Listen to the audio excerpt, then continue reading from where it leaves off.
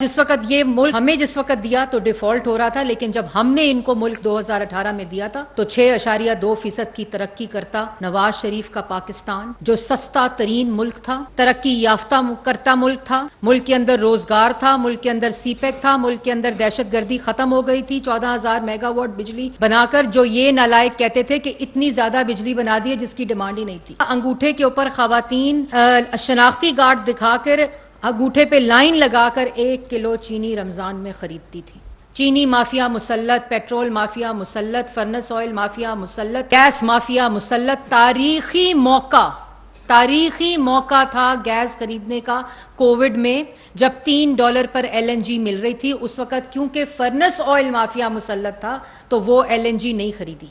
महंगाई अरूजों पर, IMF का प्रोग्राम वायलेटेड, सस्पेंडेड, मुल्क के अंदर सीपेक बंद, मुल्क की खारजा पॉलिसी तबाह, कोई दोस्त राजी नहीं, सब गैर मुल्की दोस्तों को, अपने हमारे भाई ममालिक को, सबको नाराज किया हुआ था। इन 14 माह में मौजूदा हुकूमत सबसे पहले मुल्क को डिफॉल्ट होने से बचाया। इमरान खान साहब के 4 साल की हुकूमत थी, उसके 44 माह बनते हैं टोटल जब वो मुल्क पे मुसल्लत रहे, और ये हुकूमत कोalition गवर्नमेंट 14 माह पर मुहित, जो अभी 15वां मंथ ये मुकम्मल होगा, और इंशाअल्लाह हम आइनी मुद्दत मुकम्मल होने तक ये केयर टेकर सेटअप को, जो आइन की रूह है, और उसमें इलेक्शंस होंगे इंशाअल्लाह।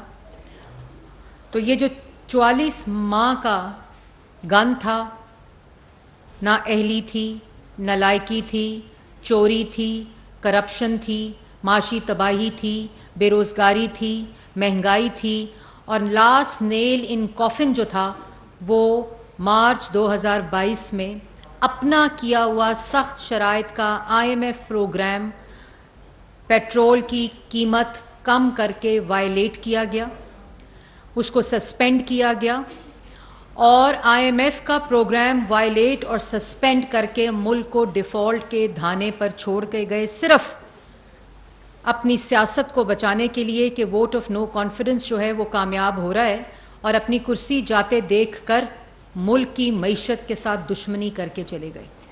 और जब मैं ये कह रही हूँ कि मुल्क को माशी डिफ़ॉल्ट की तरफ और धाने की तरफ छोड़ के गए, तो मेरा उससे क्या मतलब है? मेरा उससे मतलब ये है कि मुल्क, श्रीलंका की मिसाल आपने देखी होगी, जो अभी माजी करीब में डिफ़ॉल्ट हुआ है, और उसकी जो उस वक़्त आम आदमी को नहीं पता, जब हम कहते हैं कि श्रीलंका बनने जा रहा था पाकिस्तान के, श्रीलंका में क्या हो रहा था। श्रीलंका में 5-5 दिन गाड़ियां कतारों में खड़ी होती थीं 5 लीटर से 10 लीटर पेट्रोल लेने के लिए। 3-3, 4-4 दिन लोग कतारों में खड़े होते थे, ख़वातीन खड़े होते थे गैस के सिलेंडर और गैस लेने के लिए। दवाइयाँ ख़त्म हो चुकी थी, दुनिया के साथ माशी ताल्लुक़ ख़त्म हो चुका था, मुल्क के अंदर खुराक का बुरहान, माशी बुरहान, मैंने जैसे पहले बताया माली ताल्लुकात ख़त्म हो चुके थे, पेट्रोल मिल नहीं रही था, गैस मिल नहीं रही थी, दवाइयाँ मिल नहीं रही थीं, और इसी तरह खाने पीने की अशिया का बुरहान। ये था डिफ़ॉल्ट श्रीलंका का। और जो पिछली हुकूमत थी वो मुसल्लत शुदा वज़ीर आज़म के तहत मुल्क को इस धाने पे छोड़ कर गई थी। पेट्रोल की प्राइस सिर्फ इसलिए कम की, अपना IMF का प्रोग्राम था, पता था कि इसके बाद मुल्क के साथ क्या होगा, और अपने सियासी मुखालफीन को, जो आइनी तरीके से मुल्क की तारीख में पहली दफ़ा हुकूमत में आए वोट ऑफ नो कॉन्फिडेंस के ज़रिए, उनके साथ दुश्मनी में अवाम दुश्मनी करके चले गए। और जिस वक़्त हमें ये मुल्क मिला तो मुल्क के अंदर मईशत तबाह, रोज़गार तबाह, 4 साल की नालायकी, ना अहली के वजह से महंगाई अरूजों पर, मुल्क के अंदर ना ईंधन लेने के पैसे, और ना कारखाने चल रहे थे। मुल्क की माशी सूरत हाल मैंने आपको पहले बता दी। और जिस वक़्त ये मुल्क हमें जिस वक़्त दिया तो डिफ़ॉल्ट हो रहा था, लेकिन जब हमने इनको मुल्क 2018 में दिया था तो 6.2% की तरक्की करता नवाज शरीफ का पाकिस्तान, जो सस्ता तरीन मुल्क था, तरक्की याफ्ता करता मुल्क था, मुल्क के अंदर रोजगार था, मुल्क के अंदर सीपेक था, मुल्क के अंदर दहशतगर्दी खत्म हो गई थी। 14,000 मेगावाट बिजली बनाकर जो ये नालायक कहते थे कि इतनी ज्यादा बिजली बना दी है जिसकी डिमांड ही नहीं थी, ये गुफ्तगू होती थी। तो 2018 में जो पाकिस्तान इनको देकर गए थे उसका 44 महीने 4 साल उसके हर शोबे को तबाह किया। और जिस वक़्त आज हमारे 14 माह मुकम्मल होने जा रहे हैं, उसकी चंद बातें उस दिन प्राइम मिनिस्टर ने अपने कौम से खिताब में भी की थी कि मुख्तसर तरीन मुद्दत और तारीखी मुश्किलात, डिफॉल्ट करता पाकिस्तान, चीनी। और अगर यही इससे आगे मैं बढ़ूं तो ये 14 माह जो हमें मिले, और अगर इमरान खान साहब के 14 माह गवर्नमेंट के पहले 14 माह उसके साथ इसका तकाबली जायजा लिया जाए तो मुल्क का ये हाल था कि चीनी खत्म, चीनी महंगी, आटा खत्म, आटा महंगा, गैस खत्म, गैस महंगी, बिजली खत्म, बिजली महंगी, कि ना अशिया मिलती थी। आपको याद होगा अंगूठे के ऊपर खवातीन शनाख्ती कार्ड दिखाकर अंगूठे पे लाइन लगाकर 1 किलो चीनी रमज़ान में ख़रीदती थी।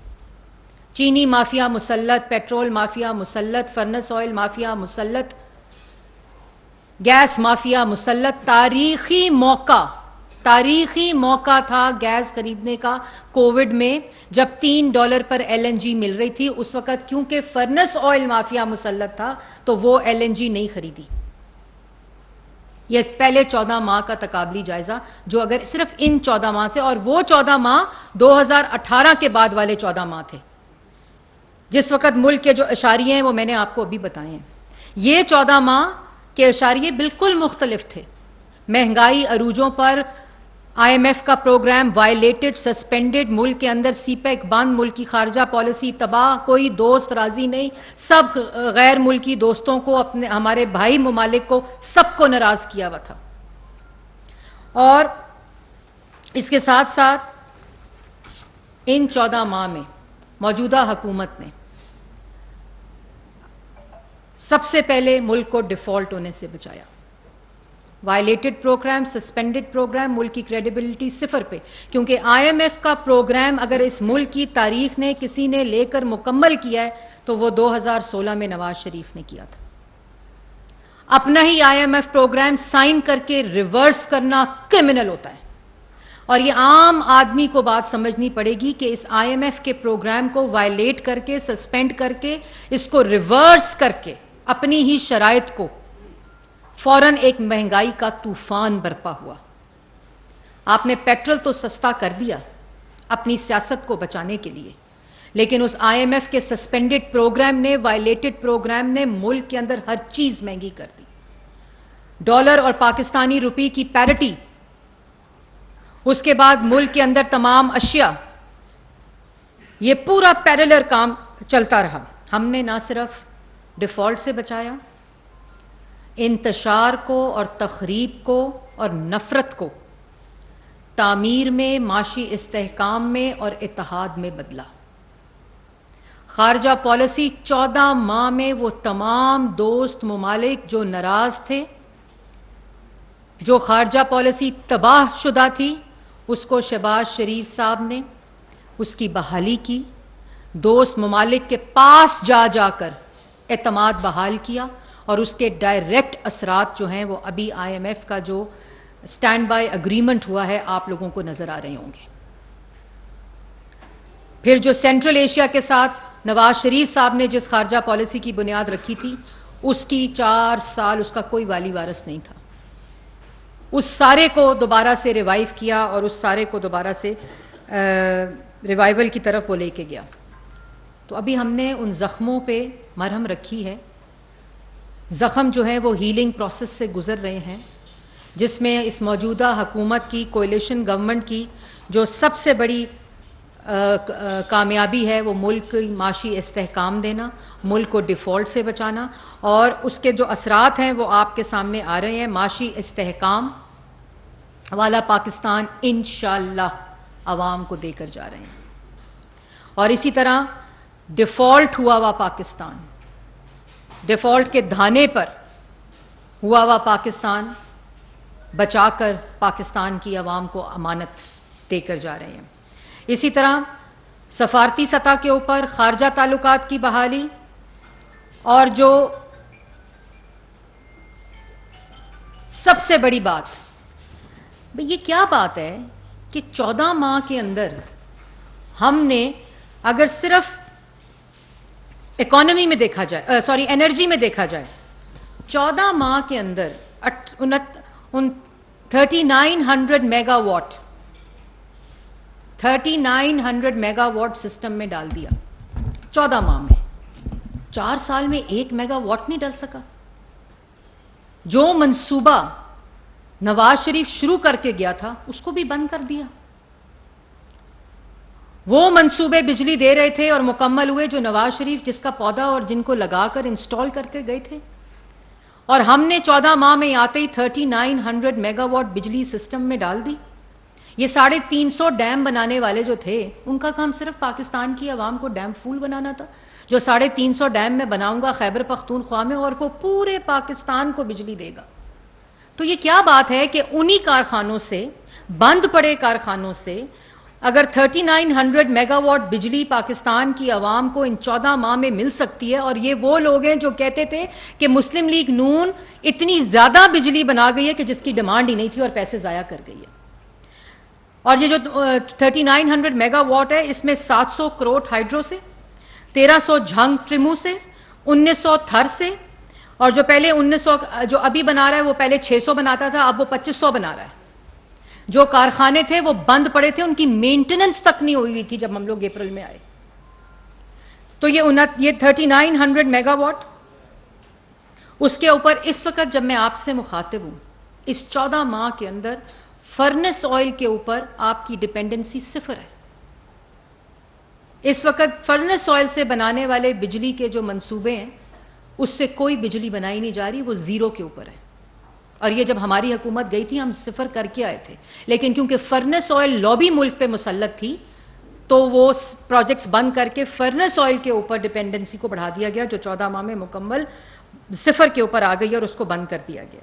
फिर 10,000 मेगावाट बिजली का प्राइम मिनिस्टर का जो सोलराइजेशन का प्रोग्राम है, जिसका पूरा फ्रेमवर्क जो है वो इस वक्त इंप्लीमेंटेशन के ऊपर है। तो ये 4 साल में क्यों नहीं हुआ? ये 44 मंथ्स में क्यों नहीं हुआ? ये 14 मंथ्स में अगर सारा कुछ हो सकता है, क्योंकि 4 साल में मुल्क को लूटा गया, माशी तबाही मचाई गई, सिर्फ एहतसाब का झूठा नारा लगाकर सियासी मुखालफीन को सजाए मौत में चक्की में डालने की तरजीह थी। इसलिए ये सारे काम नहीं हो सके जो पाकिस्तान की आवाम को डायरेक्ट, जिसका, और इन तमाम प्रोजेक्ट्स में जो चलते हुए प्रोजेक्ट बंद हुए उनकी ताखीर में, उनकी फाइनेंशियल, उनकी जो लागत है उसमें इजाफा, ये मुजरमाना गफलत। उसके बाद जो पेट्रोलियम है, रूस का दौरा हुआ, दौरे का एलानिया आया, एलानिया के बाद एक और एलानिया आया, उसकी प्रेस रिलीज आई, रूसी तेल का कोई जिक्र नहीं, कहते हैं रूसी तेल हम लाए थे। उसके बाद जितनी प्रेस रिलीज आई, कोई फॉरेन ऑफिस में, कोई पेट्रोलियम मिनिस्ट्री में, कोई प्राइम मिनिस्टर ऑफिस में किसी किस्म की कम्युनिकेशन रशियन ऑयल के ऊपर मौजूद ही नहीं थी। उसको हम आए, हमने उस पर बात शुरू की, और अल्लाह ताला के फजलो करम से रशिया से आज सस्ता तेल आ रहा है।